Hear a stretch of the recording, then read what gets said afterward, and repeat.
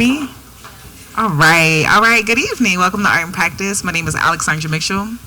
I have the distinct honor and pleasure of serving as the manager of education and public programs, both at here in our Art and Practice, where we're in residence, and at CAAM. So thank you so much for joining us this evening for In Conversation. We're very excited.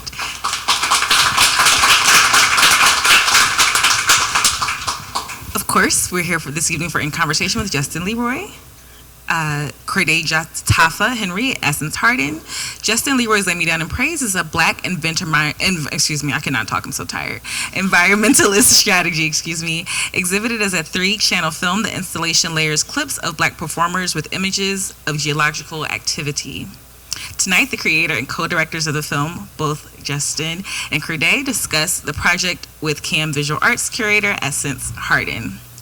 Justen LeRoy is a multidisciplinary artist and curator born and currently living here in Los Angeles. His work focuses on unearthing expression through sound and performance works that investigate black vocal nuance. Recently, he co-curated Noah Davis at the Underground Museum and Helen Molesworth, and contributed his work Leave Me a Message to the Hammer's Made in LA 2020 A version. Kordae Jatafa Henry is a Los Angeles-based filmmaker and visual artist originally from Maryland.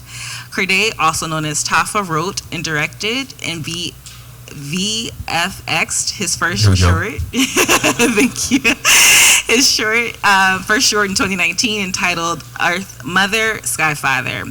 His interdisciplinary practice foundation stems from architecture, film, and world building as he lectures at NYU and SciArc. Currently, he is developing a new body of work entitled If Not Now.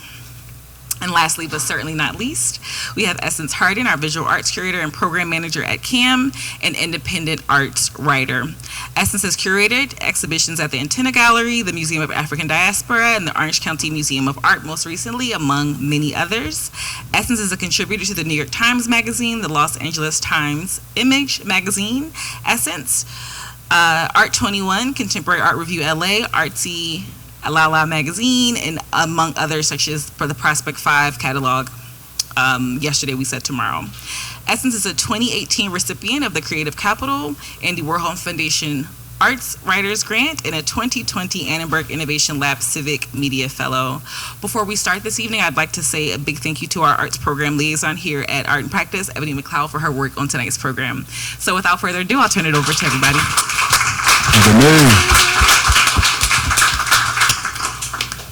Hi, thank you all for coming, and I'm glad that everyone was able to kind of see the film just now, so it's fresh in your mind, and we have less time for conversation because of that, but I hope that we have better questions from the audience because it's all right there. And so Justen and Kordae are both here, and I really hope that everyone takes advantage of their being here to talk to the artist directly, especially when most talks kind of don't happen immediately after kind of being in relationship with the artwork. So I'm excited that it's fresh and we're all here and to talk to these two dudes. What's up? Hi. So I wanted you each to kind of talk about your entryway into this project. It's, years coming for different angles and for various reasons.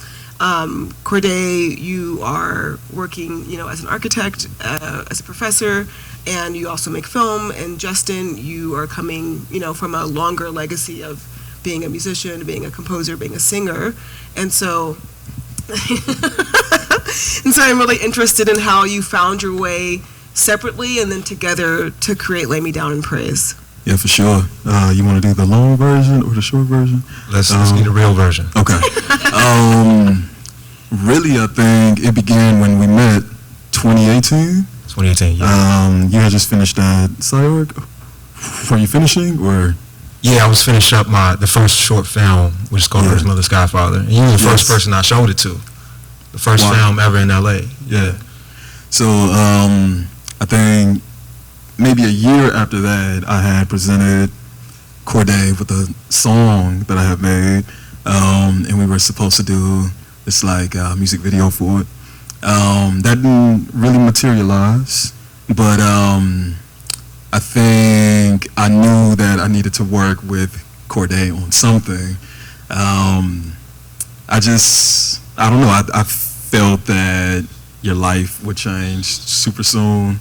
I saw a lot of amazing things happening for you. So I wanted to hop in there and work with you. And then, I don't know, I think through research on another project, a lot of the thinking began to form for this work. Going through a lot of just like Fred Moulton in the breaks, and random books about like ecology, and ideas around just like race and environmentalism really were on the surface of my mind. So I just kind of began to like package up something, and I created a very small deck that I think had like my intention and the vision that I had, and I presented that to you, what, like a year and a half ago? Yeah, about a year ago, yeah. And we were back, and yeah, I think after that, brought it over to you, and yeah. Kordae? Same story, pretty much. I mean, I think coming into, I'm from Maryland, right? So coming into LA was a new landscape for me, and coming to the underground was really important. And seeing Justen there, was like, meant to happen in a way. And coming into the project, I think after 2 years of, not doing a music video and then finally getting this project, for me was really special because it meant that, that entire time nothing was lost.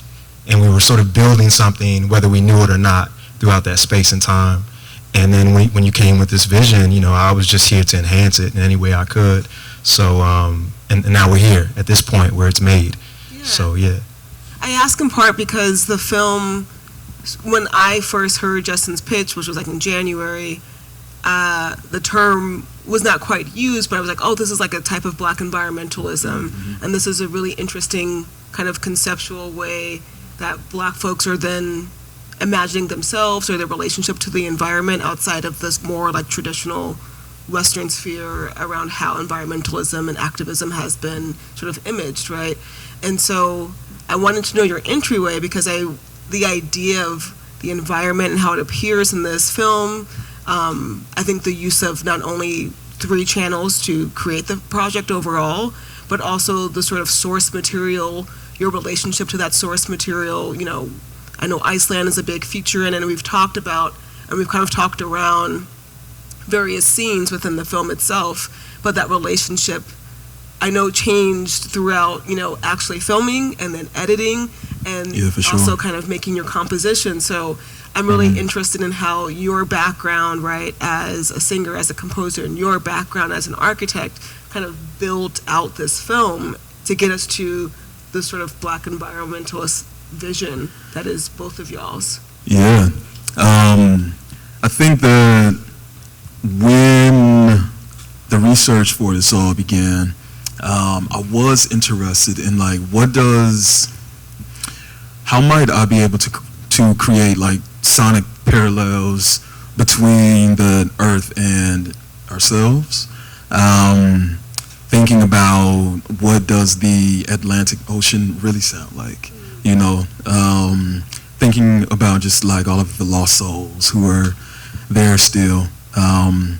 What might the wailing and the cry sound like? And I think that I wanted to really give a voice to the different tectonic shifts in the Earth too. When there is like a lava, overpouring, is that the sound of a whale? Is that the sound of relief? Thinking about like Black vocal nuance as the soundtrack of the Earth was sort of where things began to go with it all. And yeah. You have anything to say? Yeah, it's a really interesting question because, you talked about the source material, like why Iceland, and I often think about sand, sand as a sort of imprint of human life, but also it takes away, it sort of washes away. And Iceland in particular has very rare sand. It's black, right? Only 10% of the planet has that type of sand itself, right? The rest is like sandstone, is what you probably see in LA. So I thought about that rarity, of that place, of being in that place. And also we had conversations about what does it mean to bring that here to Leimert Park? Right. What does it mean to rewild, in a certain type of way? So, yeah, for sure. Yeah. I think too, we don't really get to see ourselves next to such like terrain. I think that the world is like free, but I mean, many locations aren't really a possibility for us in certain ways, right? So thinking about like how might I be able to create a portal for a conversation around blackness and environmentalism in a way that felt like visually tangible, right? Like seeing similarities between the terrain of our bodies and the land. Yeah. And when you kind of source this footage, and I love that, like Iceland's part of the conversation, right? And like, what does it mean to sort of transfer black folks from generally the Americas who are in the film into Iceland, right? And kind of like literally the veins of their bodies become the veins of the volcano moving, right? Like the actual lava coming down. I guess I'm also kind of intrigued by the other types of landscapes that appear, and even in the filming that you and Kordae did, on set, like in an actual space, sort of that geography and its relationship to, I guess, this broader question of geology. There's something about Los Angeles, and me and Nikita were talking about this once, about the amount of cement that's here, and then there's kind of this lack of water, but cement is all water almost, like the amount of water it takes to produce cement. And so when you're using a really industrial building, it's actually full of water in this other form. And so that's kind of like a ramble that I had in my own mind when I was watching, and I've seen lots of clips and lots of edits, and I've also seen it as it is. So that's something too. Like yes, there's Iceland, and also there's actually where you filmed, and that's kind of important too. Yeah, for sure. I think the location in which we filmed in, to me, has sort of become like the belly of this entire thing.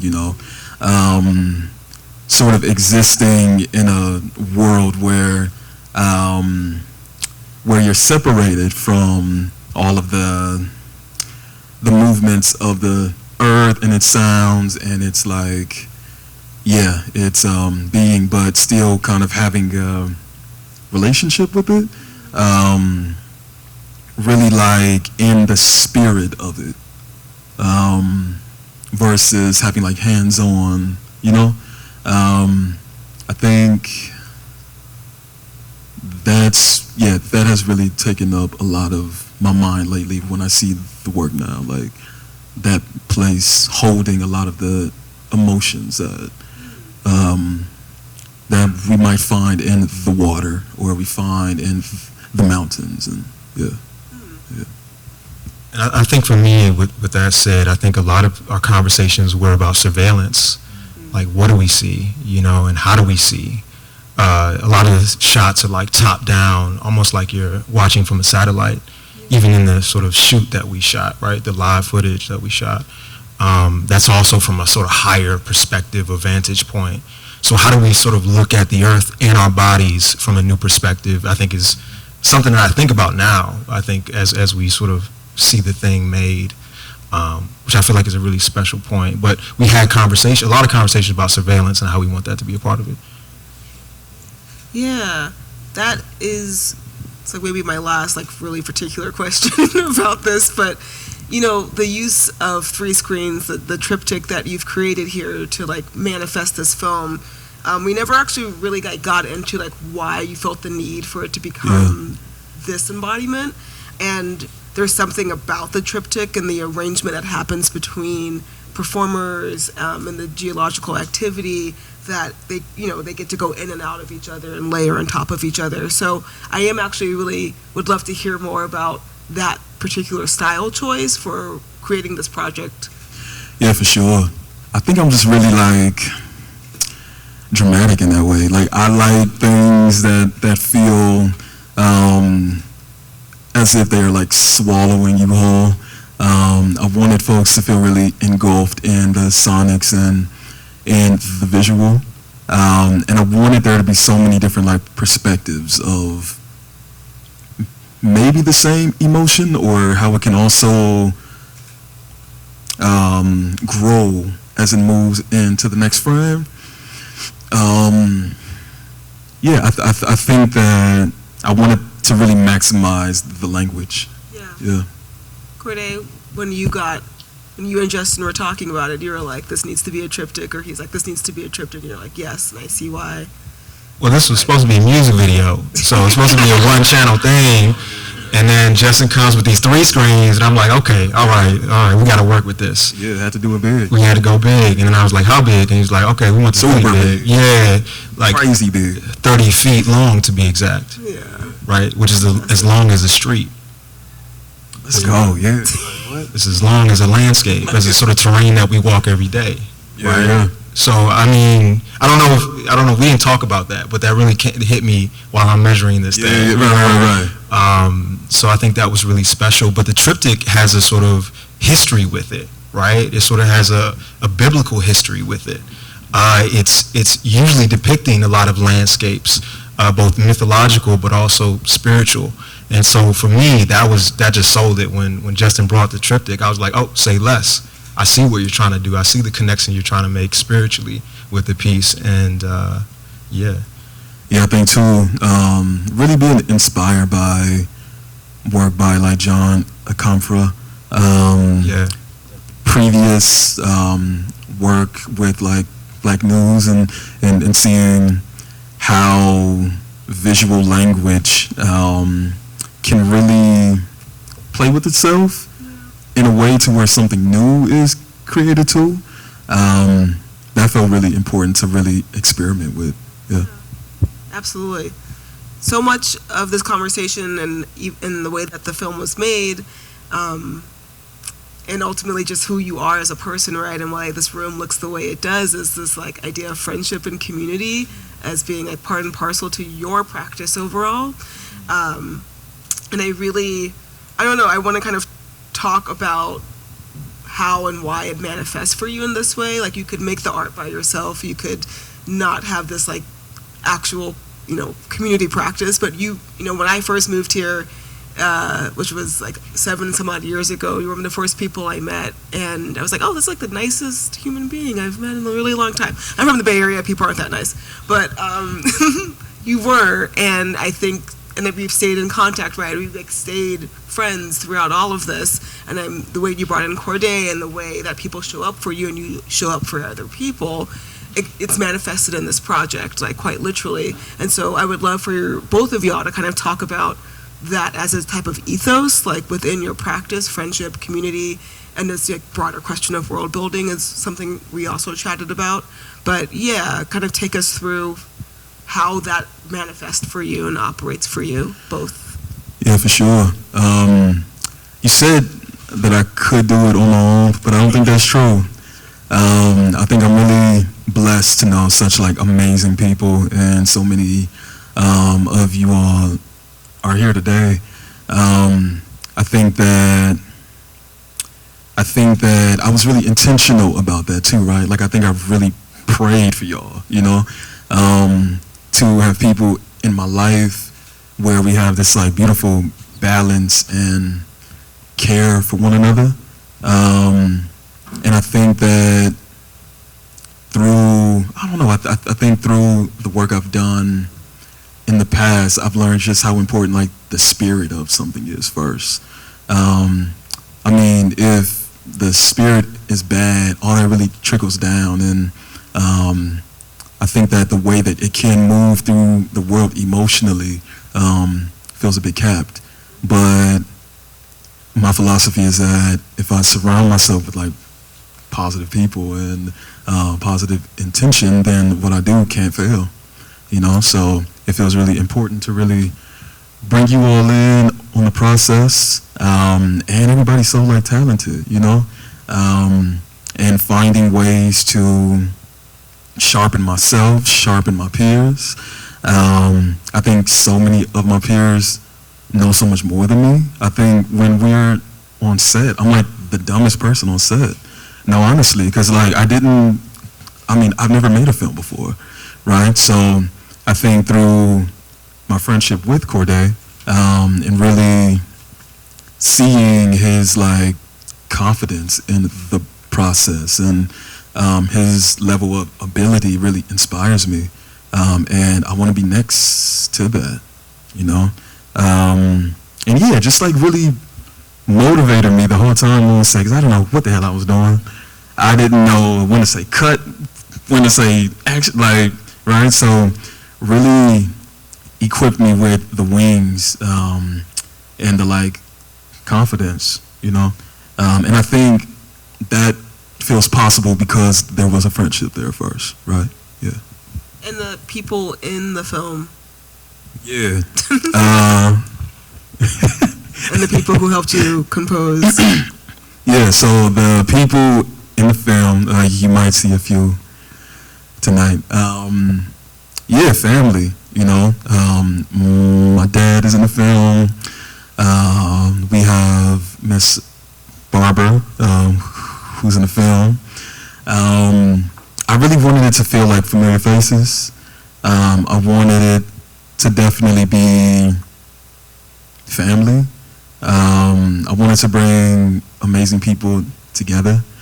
And I think that the opportunity was there to really kind of give myself and so many other people this like experience and this like opportunity. So I just wanted to really share that. And yeah, just have folks who are from the community,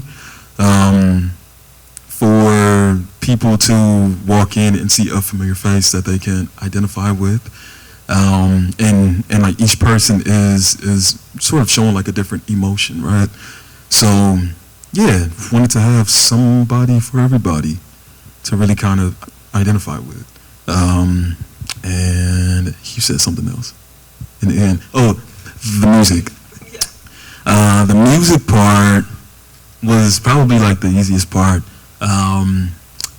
I composed everything with my production partner, Harden, and we've been working together for the last like 9 years. And I know he's like sick of me because this is like the first thing that we've done that has been like shown to people. But yeah, and the vocalists are just like really amazing forces in my life who showed up for me. We have like Diana Gordon, Moses Sumney, and this really talented vocalist from London, Nadia, and she's amazing. And yeah, so I was like the one recording Moses and Diana, and Nadia sent over her vocals, and then we basically went through 30 minutes of like vocals from each person and chose the right emotion, right? Yeah. Cool. I mean, I guess my answer is really simple. Nothing is made alone. You know, you can't make anything alone. It happens collectively as a collaboration from day one, whether you think you're doing it by yourself or not. In my practice, just that's what it is, you know. Whether it's architecture and design or making films, it all embodies folks, people, and how we exchange, how we talk to each other, how we communicate is so important throughout that process. So between Justen and I think this was an opportunity for us just to have a conversation and make a thing at the same time, which was really special. So yeah. I also think that if we're talking about Black environmentalism, one of the things around like, you know, actually belonging to other people and people belonging to you, right? That's kind of the pathway and avenue of how you're going to make anything work ultimately, and that's so much of the kind of Black diasporic landscape is around forging community in a very rich and material sense, right? And that this is kind of the requirement, and so that it manifests as your ethos in this way, and also in the film, just addressing this larger question. Yeah, I think it's really beautiful and gets to this kind of what time is it? Okay, cool. Broader question around world building, and we chatted about that kind of briefly on the phone, and that was something that, you know, the world of the film, the world that, you know, you created the film in. But if you can both kind of speak more directly to that question of what does something like world building mean to you individually, and then within this practice of making this film and this kind of broader project that the film actually lives in. Yeah, I mean, world building for me, I mean, it's a very old term from the 1800s, actually. So it was really adopted in like the early 1990s by science fiction writers and filmmakers. And so for me, that I'm very close to that idea of world building, because there's sort of an opportunity to imagine a new world. And cinema has a way of projecting, right, allowing us to see inside of that world. So I think for this project, it really was about that. It's like, how do we sort of world build around these ideas of the Anthropocene, of Black environmentalism, right, of rewilding in the city, or for this film itself. So yeah. I think for me, sorry about that. I think for me, I'm constantly thinking about the world that I want to live in, and the kinds of emotions I want to experience, and the places I want to go, and the kinds of conversations I want to have. And I'm typically thinking of it from like a spiritual, emotional way. But I think to have Kordae, who is like thinking about world building in such a historical way, and also through like architecture, right? I think that it just felt like a really good pair, and like a really great conversation to have, and that we honestly just couldn't fail if we put those like two things together. And I think that I really hope that like the world that the work makes or helps build is one that just really creates more centeredness and groundedness and conversation and care, Yeah. you know, yeah. And also, like, I don't know, I'm just trying to create things that carry a sense of like integrity and dignity, and I want to be in a world of that. Yeah. I know this is the film, and like when we talked originally in January about this project, it lives in your mind in various ways. And after filming, editing, producing, here we are with it, right, as like a project. But I want to kind of think through the liveness of this, right, that it's something bigger than this moment. And also, I even ask, like, is this a version? Is this a version of the film, a version of the composition? What are other ways that you're kind of thinking through this as a project and not just as like a singular object of film? Yeah, for sure. I'm thinking of this as a growing conversation. You know, it felt important for me to begin that here on Crenshaw, which is like the backbone of my life. To grow up on Crenshaw and 59th, and to go to View Park on Crenshaw and Slauson, and then to have like work here, makes me feel really good, and it feels like the beginning of sharing an idea or a suggestion with my community. However, I want that to really, really, really grow. I want us to really have larger conversations around race and environmentalism, and really like challenging areas and spaces, right? Like I'm thinking about what it would mean to have this take place in Flint or in Louisiana, right?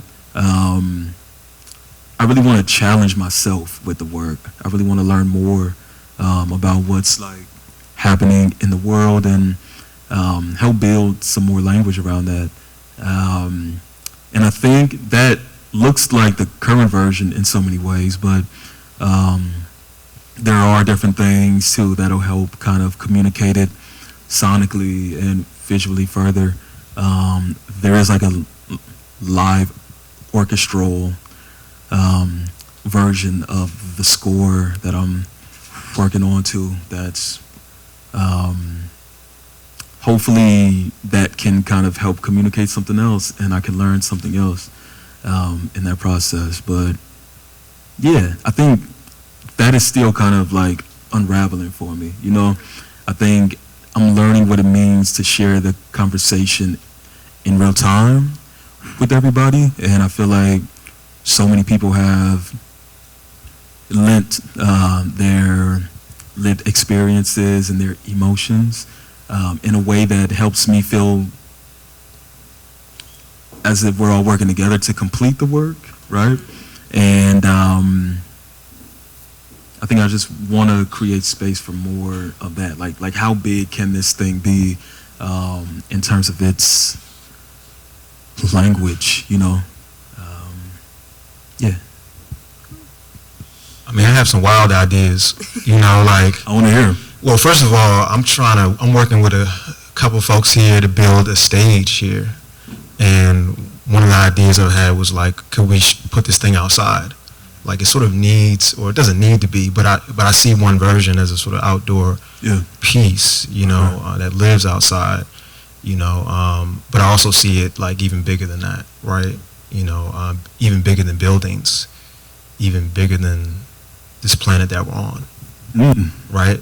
So how do we take this even further? You know, I'm gonna leave it there, but for sure. I do see this living in many different spaces beyond beyond where we have it today. Yeah. So obviously we have a lot to talk about, but it's all happening. Yeah. And I'm glad for it.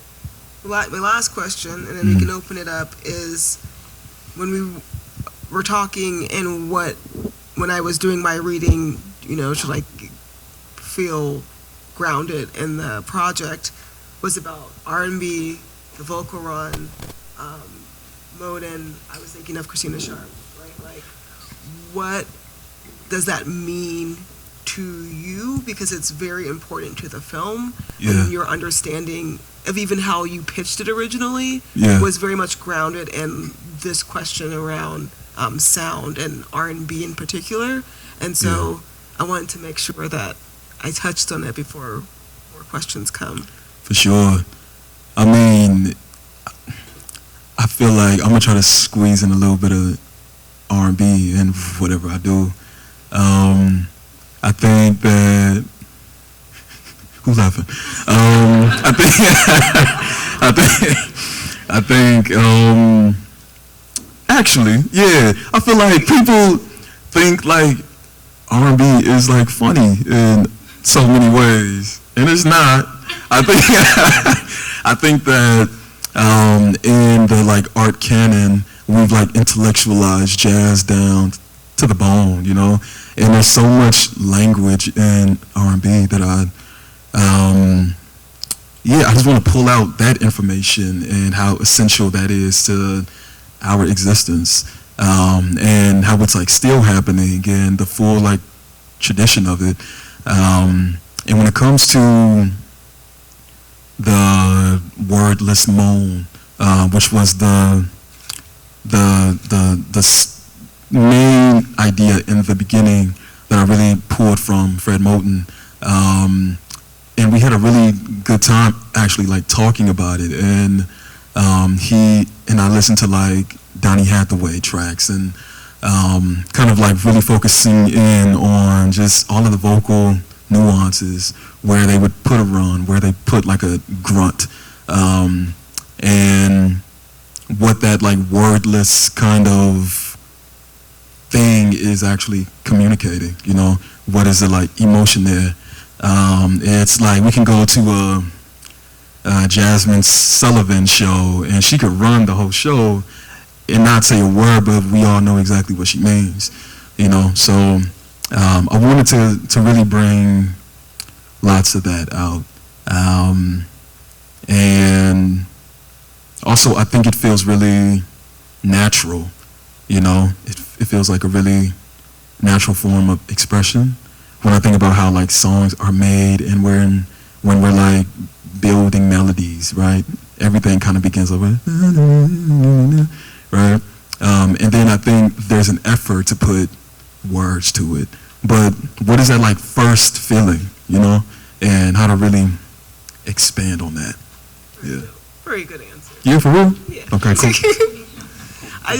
Sorry. But Kordae, when he said build, I was just like, oh yeah, the architecture of the soundscape, right? And like thinking of you as the co-director, and because your background is in like film and in architecture, right? What was your relationship to Justen's composition when you were considering angles, shots, editing process? You know, what were you listening to, and how did the composition inform what we see as the kind of final scenes? I mean, that's a really good question. I'm not even sure I can answer that. So I guess I think about sound as spatial, as a spatial element, and I think I was listening to Jamaica, to be honest. The first thing you sent me through most of the edit, actually, before we had the final tracks, right? Which is the song that we were going to make a video for. Exactly. And the first lyric of that song is the name of the show. Exactly. Yeah.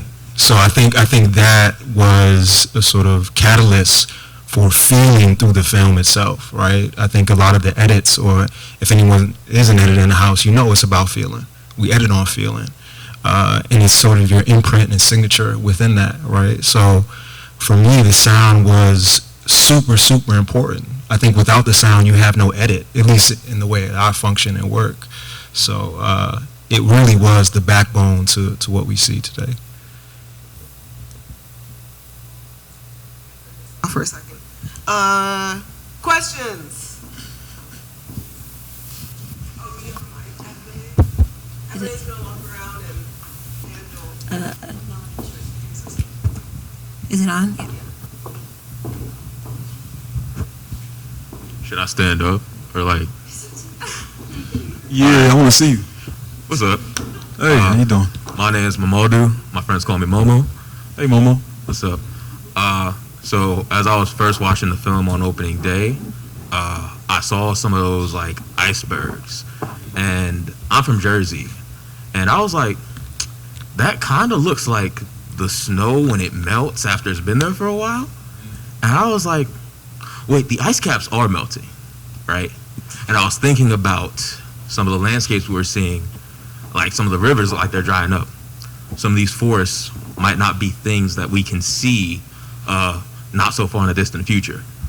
And it made me think about how the earth is hurting, and seeing these landscapes juxtaposed to like the volcanoes, the cyclones, and all that makes me think about how the earth won't take it lying down, and the earth will fight back.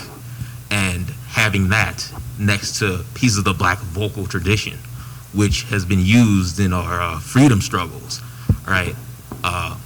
There are all these things just going on in my mind. I'm just wondering like how much that was like in your heads, like as you were making this. Yeah, for sure. I think that was definitely heavy on the brain. Really wanted to confront myself and the audience with the weight of the disaster, really, right? I think before we began talking about like environmentalism as an overall term, I think I sort of brought up the project as like a climate change kind of thing.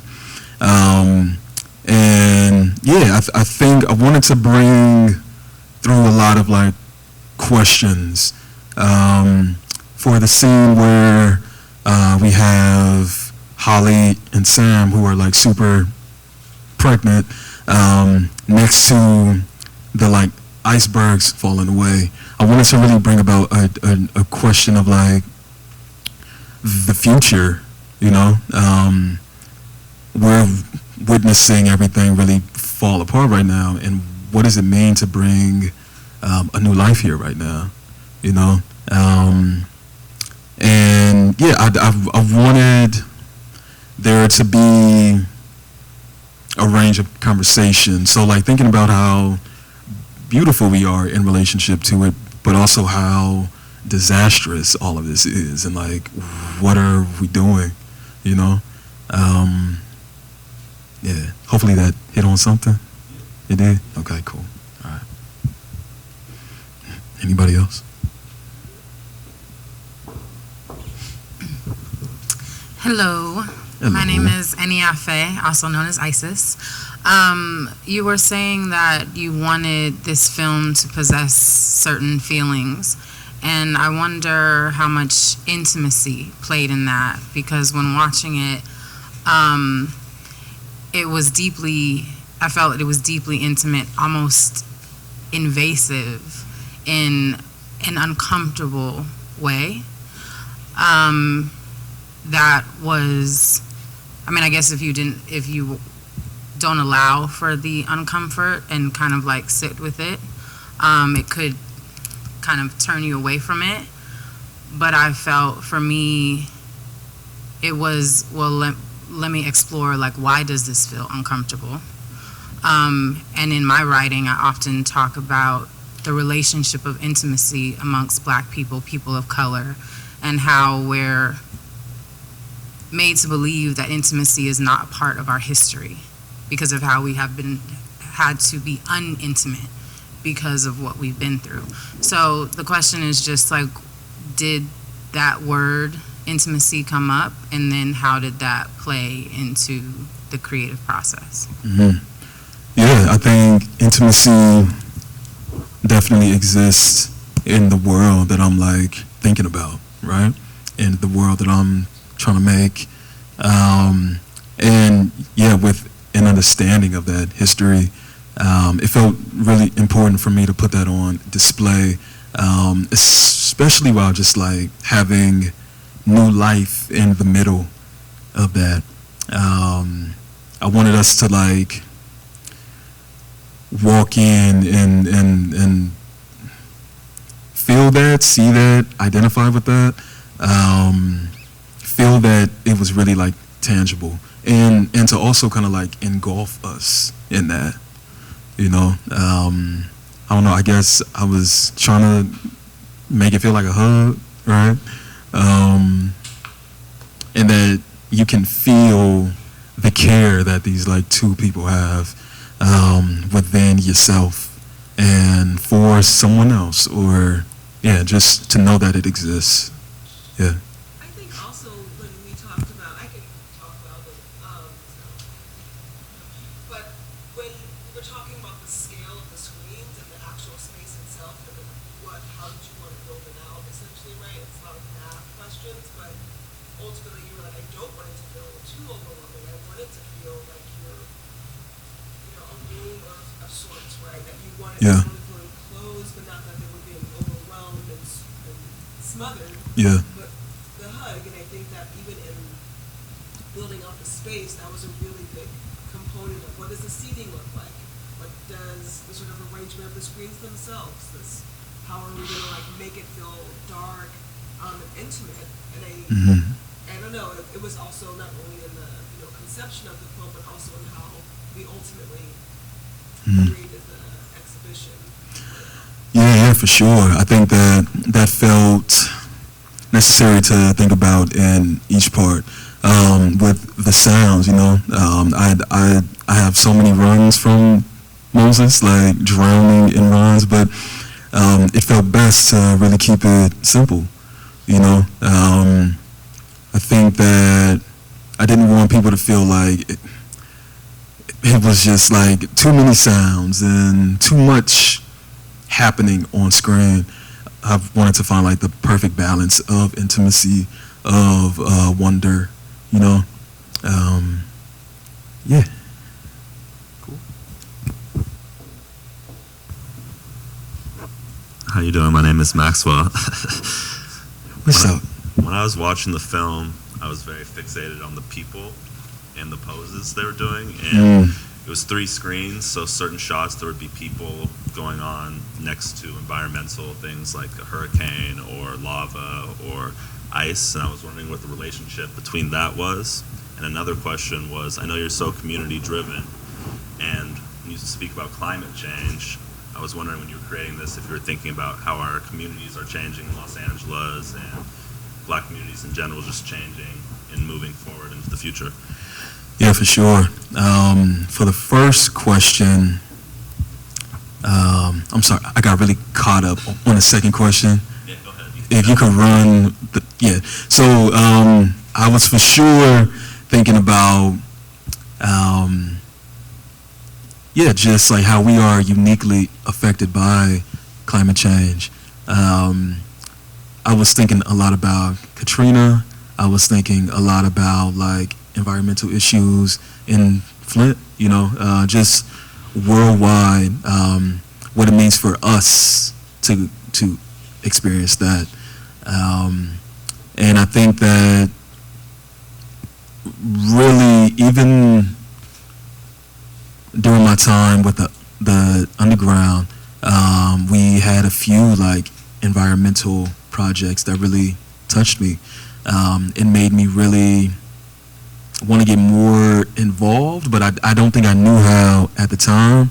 But I think now I know how to at least suggest a conversation through making something, you know, and with hopes that once we can identify ourselves as one with the earth, we can then hopefully begin to have like more intense conversations around like policy and what is going on in each county, and what does the future of Lamert look like, and Ladera, and wherever else, right?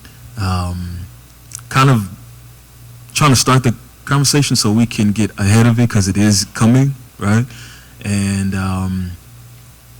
also knowing that we don't really get a chance to even really think about those things, right? Like I think where we are now off of Crenshaw, like folks are really thinking about like everyday survival, where we don't have the opportunity to always think so like future tense. So yeah, so this was just my suggestion on like, hopefully I can open up that portal and then it can just kind of, yeah, go. Was that like both of them answered, or it worked? All right, cool. Hi, my name is Rhea. Hey, Rhea. We talked a lot about what environmentalism has looked like right now in art, and I think what I feel like I've noticed is that there's a lot of commenting on a particular relation between the body or humans, talk about the Anthropocene and the environment, and what I appreciated a lot about the film is I feel like it opened a new type of relation, and not just like a particular one, but just a direct relation through visual metaphors. The ice was the one that stood out the most to me, of like the iciness of skin or the translucency of the nails. But I was thinking about like, what is that relation? And we talk about the hug and the warmth. And for me, it felt like the particular hug you get when two people are mourning together. Yeah. When you've lost someone. And it feels to me like a love letter between like the black body and the planet, literally like embracing after like mutual loss. And so I'm curious about both of your relationships to grief, and how maybe like climate grief is a theme that I feel like is very present in the work. For sure.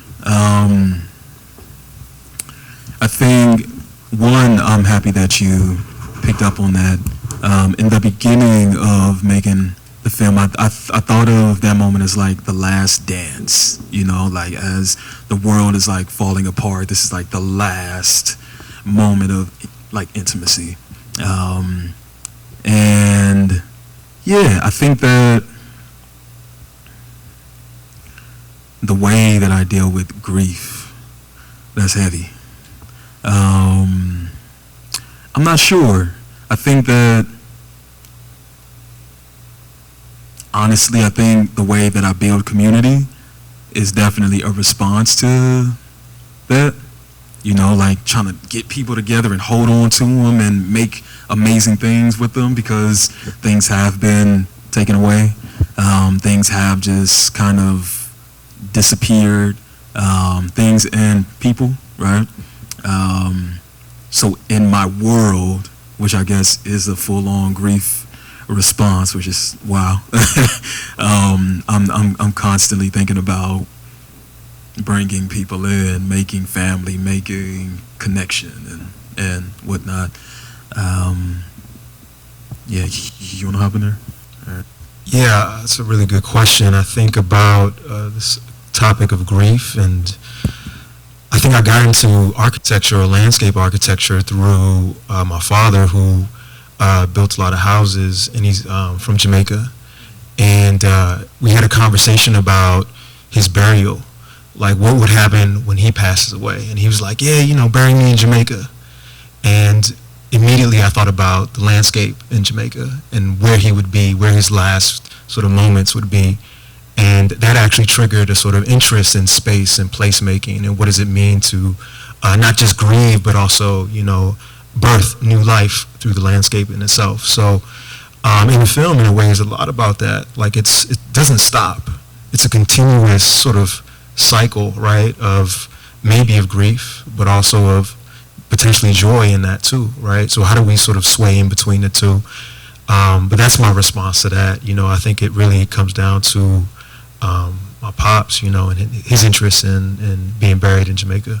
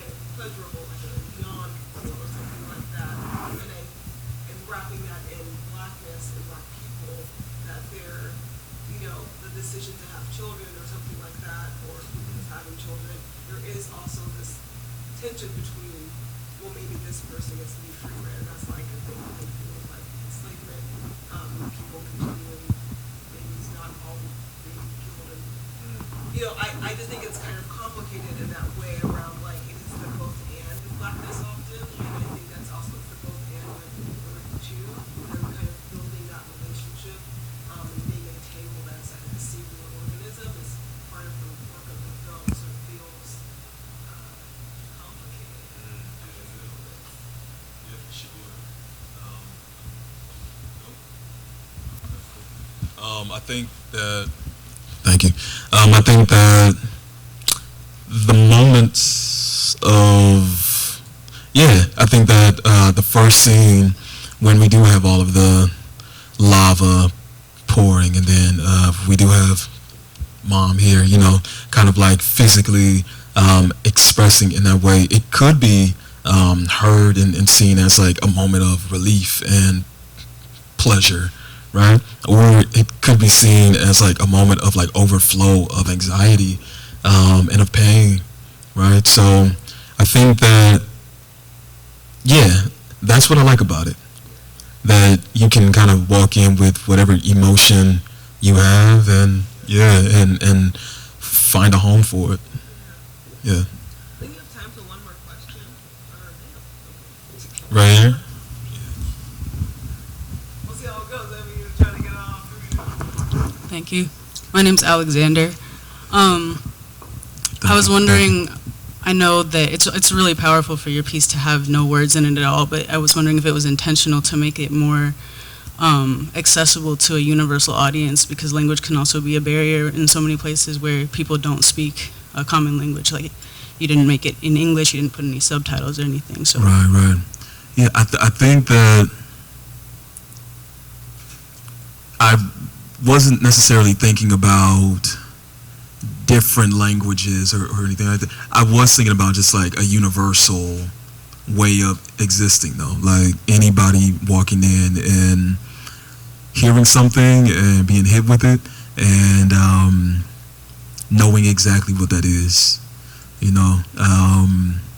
I really just wanted to be about feeling, with wherever you are in life, whoever,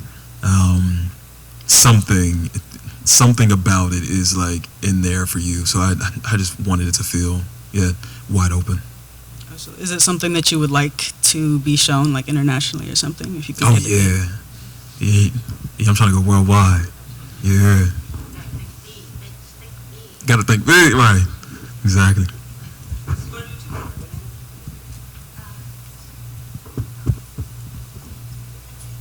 Okay. Sorry, y'all.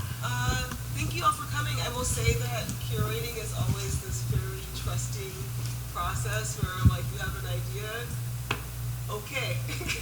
And I really appreciate you trusting me to hold your work and to present it here with our practice and CAAM. And, you know, it's a trusted process, y'all. And when we did it, and it's really beautiful, and it's here, and I'm really excited. And thank you. Thank you both. You're the best. Thank you so much.